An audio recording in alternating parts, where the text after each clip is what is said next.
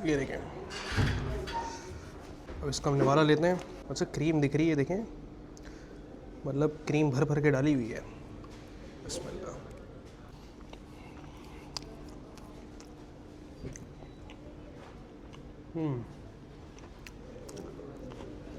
इसमें गेम ये होती है, अगर आपने इसकी जो क्रीम है उसको पतला कर दिया ना, फिर मज़ा नहीं आएगा।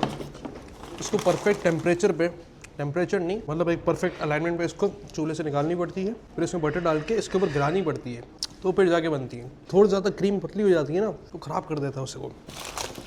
ये देखिए, ये क्या है? अच्छा ये मटन चीज़, नहीं मटन कबाब, मटन कबाब। ओए यार, मुझे लग रहा है हर आइटम ऐसे है जो सबसे पहले ही खाना चाहिए था। ऐसा ही लग रहा है। आई होप मैं समझा पा रहा हूँ, या फिर मैं बिल्कुल एक फ्रेंड से इडियट साउंड कर रहा हूँ, लेकिन लेस आती है कि वो मुझे अच्छी लगती है मटन कबाब में। ये देखें,